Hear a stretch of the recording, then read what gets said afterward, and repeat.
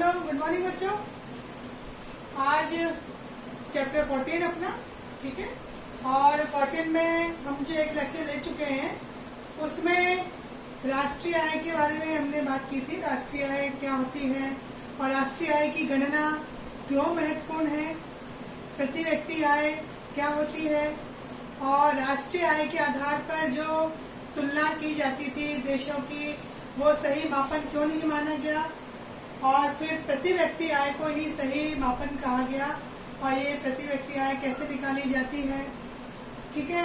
और राष्ट्रीय आय की अवधारणाएं कौन कौन सी हैं इसके बारे में हमने पहले चर्चा कर ली।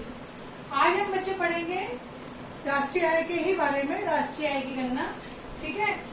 तो ये जो गणना का कार्य है, गणना है ना, कैसे देखा गया राष्ट्रीय आय कितनी है, कैसे है, तो ये गणना बच्चों अपन दो प्रकार से देखते हैं, ठीक है।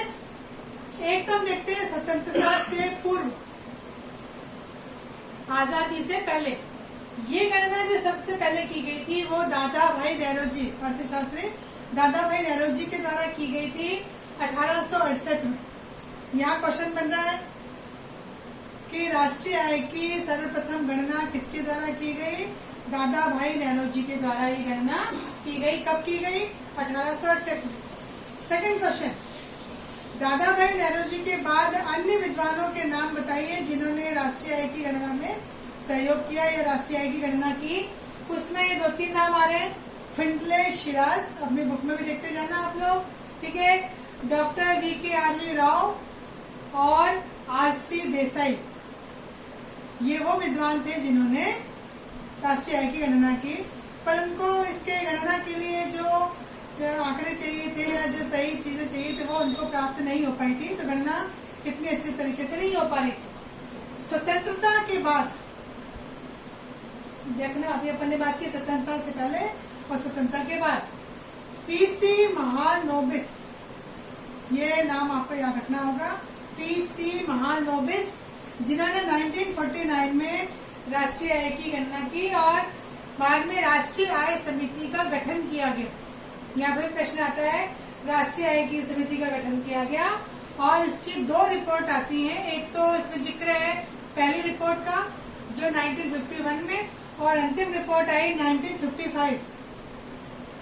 और इसके बाद भारत सरकार में या भारत में राष्ट्रीय आय की गणना के लिए एक विभाग गठित किया गया, CSO, केंद्रीय सांख्यिकी संगठन, जो 1955 से कार्य कर रहा है। किसका कार्य कर रहा है?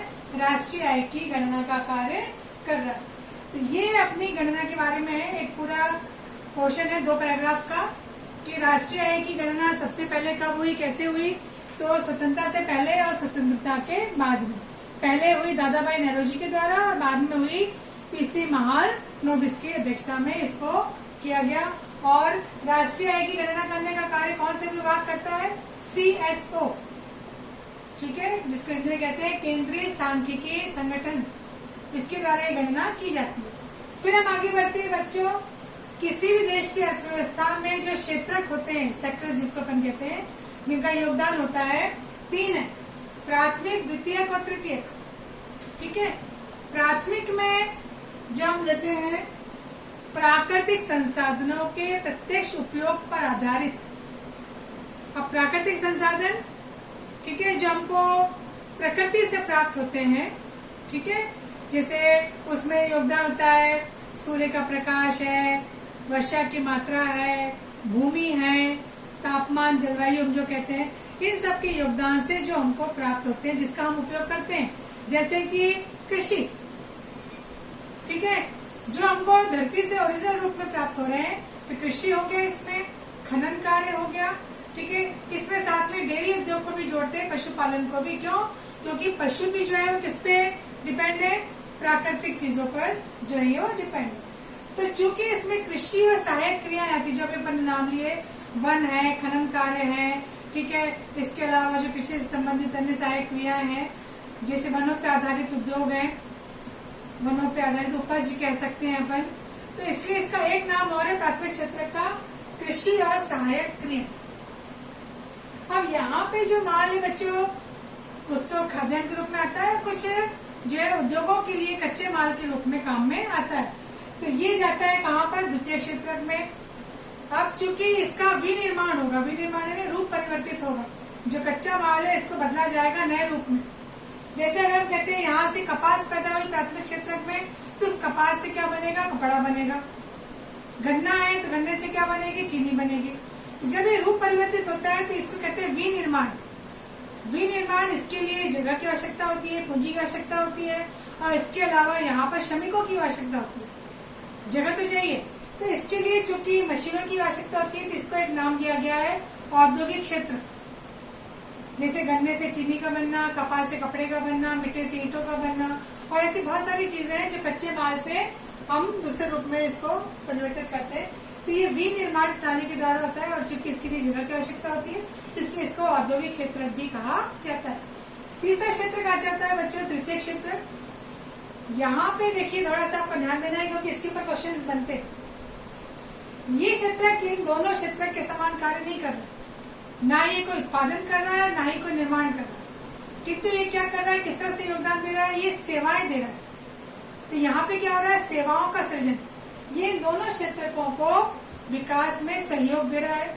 ये उत्पादन नहीं करता है, ये किसी प्रकार से मेरा सृजन नहीं कर रहा है, कोई निर्माण नहीं कर रहा है, किंतु ये अन्य तरीके से उत्पादन प्रक्रिया में सहयोग दे रहा है। जैसे कि मान लीजिए कोई सामान बन के तैयार हुआ तो उसको पहुंचाने के लिए, फैक्ट्री से दुकानों तक पहुंचाने के लिए परिवहन के साधनों की आवश्यकता पड़ती है। फिर आप देखते हो कि बड़े बड़े जो उद्योग लगते हैं उनके लिए पूंजी चाहिए, पूंजी के लिए इनको बैंक की आवश्यकता पड़ती है, बैंक से कर्ज भी ले सकते हैं ये। फिर इनके बहुत सारे व्यापारिक जो प्रक्रिया होती है, डील होती है, ये टेलीफोन के जरिए, मोबाइल के जरिए। तो ये संचार के साधनों का जो इनको यहाँ पर उपयोग करना होता है। तो जो भी माल बन के तैयार होता है वो भंडारण होता है, उसका गोदाम। तो ये सब जो क्रियाएं बच्चों, ये चूंकि सहायता दे रही हैं, ये घर तक पहुंचाने के लिए जो मालों की सप्लाई करती हैं, तो ये तृतीय क्षेत्र होती है। चूंकि सेवाएं दे रही हैं, सेवाओं का सृजन हो रहा है, इसलिए नाम दिया गया है सेवा क्षेत्र। तो किसी भी देश की अर्थव्यवस्था में तीनों क्षेत्रों का योगदान होता है, प्राथमिक, द्वितीय और तृतीय। प्राथमिक को एक नाम और दिया अपन ने, कृषि सहायक क्रियाएं। द्वितीय को नाम दिया औद्योगिक क्षेत्र, और तृतीय को हमने नाम दिया सेवा क्षेत्र। ये यहाँ अब ये मैंने आपको पहले कह दिया कि ये इम्पोर्टेंट है। क्यों?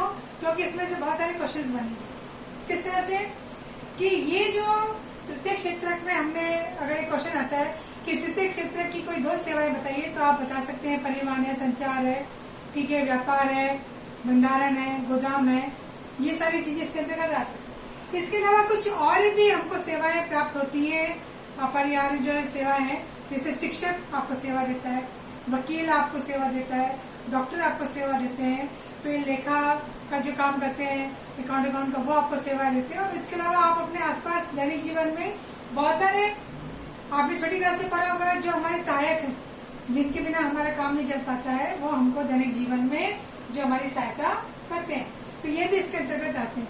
फिर बात आती है कि सूचना प्रौद्योगिकी, ये क्वेश्चन ध्यान से सुनेगा। सूचना प्रौद्योगिकी में नवीनतम जो सेवाएं हैं वो कौन कौन सी हैं? तो सूचना प्रौद्योगिकी में नवीनतम सेवाओं में जो पहले नहीं थी बच्चों, इंटरनेट हो गया, एटीएम हो गया, साइबर कैफे हो गया, ये आपने नाम सुने होंगे, उनका उपयोग भी किया होगा। कॉल सेंटर है, सॉफ्टवेयर है, ये सब नवीन प्रौद्योगिकी सेवा में आती है, ठीक है। आईटी सेक्टर्स में जिसको अपन कहते हैं, इंफॉर्मेशन टेक्नोलॉजी में और प्रौद्योगिकी में आते हैं, ये इसके अंतर्गत यहाँ पर आ जाते हैं। तो सबसे पहले आपको ध्यान देना है, थर्ड जो है, हालांकि क्वेश्चन तो इसमें तीनों में बन रहे हैं, तीनों के अर्थ पूछे जा सकते हैं, तीनों की सेवाओं के नाम पूछे जा सकते हैं, और तीनों में क्वेश्चन आ सकता है कि तीनों एक दूसरे के पूरक कैसे हैं।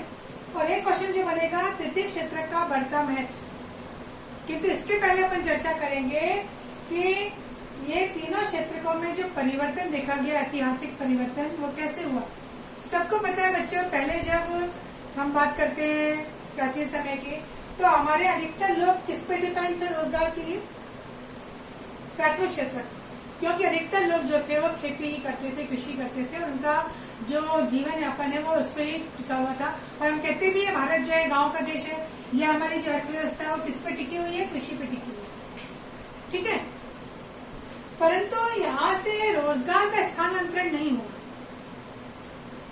मतलब अगर अपन कहते हैं, यहाँ आगे एक क्वेश्चन और आएगा अपना चैप्टर में, कि बेरोजगारी बेरोजगारी के प्रकार, तो इसमें एक प्रकार आता है छिपी हुई बेरोजगारी।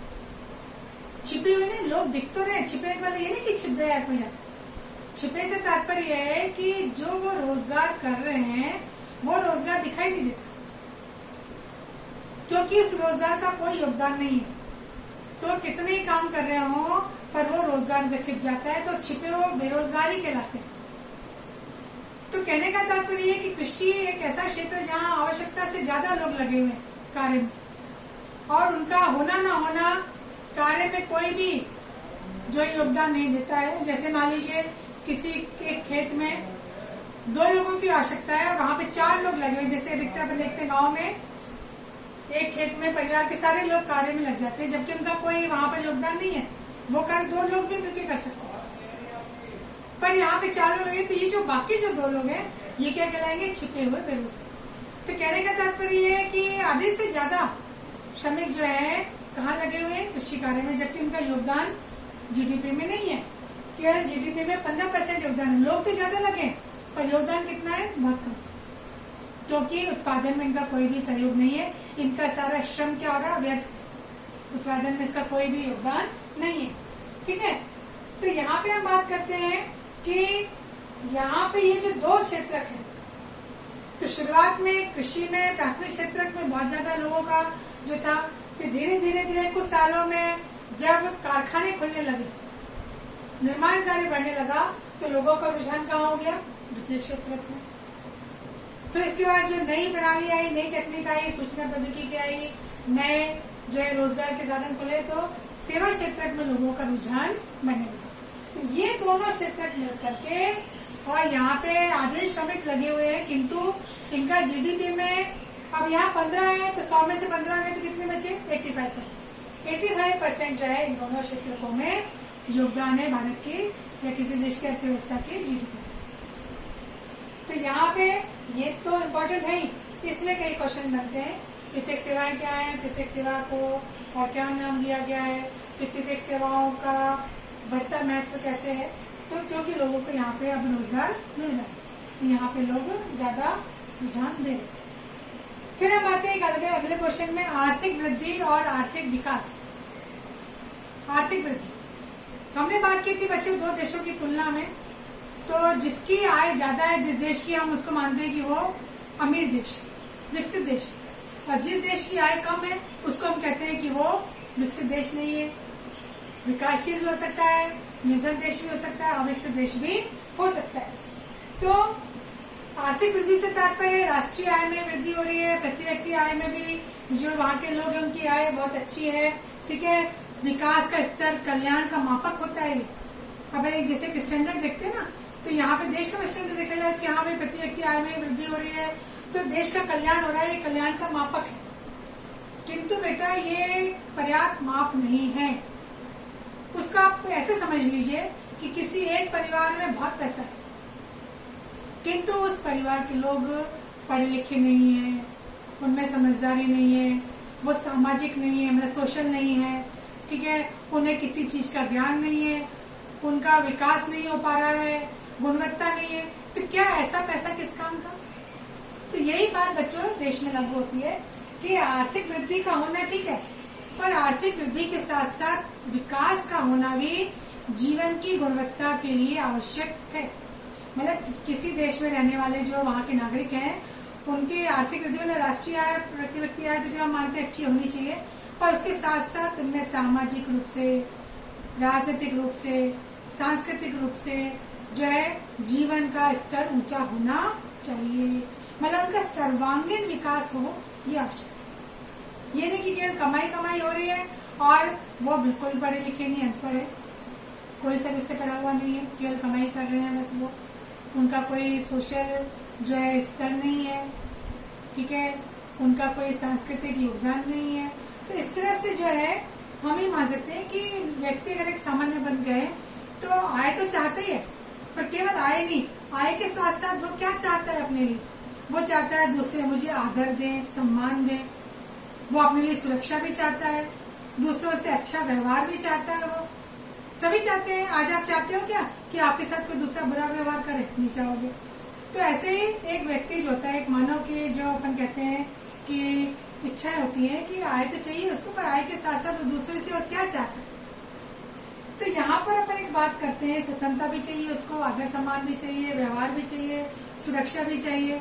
अब यहाँ पे हम बात करते हैं कि आर्थिक वृद्धि तो आय, पर क्या आय से हम सब चीजें ले सकते हैं? आय से हम, या हम कह सकते हैं कि मुद्रा से हम क्या नहीं खरीद सकते। खरीदने की बात आती है तो हम कहते सब खरीद सकते हैं, पर कोई चीज ऐसी भी है जो हम पैसा देके भी नहीं खरीद सकते। बहुत सारी चीजें पैसा देने के बाद भी, या हमारे पास बहुत पैसा होने के बाद भी हम अपने आप को दूषित पर्यावरण से नहीं बचा सकते। अगर हवा में जहर है, हवा में धुआं है, तो वह हमको भी प्रभावित करेगा। बाजार में अगर मिलावटी सामान बिक रहा है तो मिलावटी सामान से हम भी नहीं बच सकते।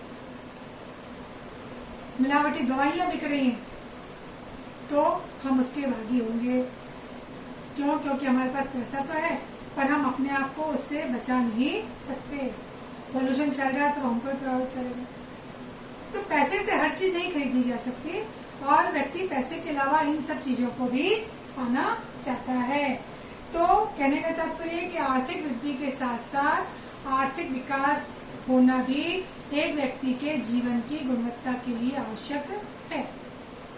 ठीक है, तो आज हमने इतना लिया बच्चों। अब मैं जो अगला जो अपना लूंगी लेसन, उसमें हम ये आर्थिक वृद्धि और आर्थिक विकास को अलग अलग और पढ़ेंगे। आर्थिक विकास की पूरी डेफिनेशंस क्या है, ठीक है, और इसके अलावा विकास, आर्थिक विकास ये किस तरह से होता है, उसके लिए कौन कौन सी चीजों की आवश्यकता होती है, ये हम इसके अंतर्गत पढ़ेंगे। तो बच्चों एक बार इसको आप ध्यान से देख लें, ठीक है, और बुक में भी आप इसको ध्यान से देखेंगे और कहाँ पर है इनको आप सब पढ़ेंगे, फिर हम आगे कल इसको बढ़ेंगे।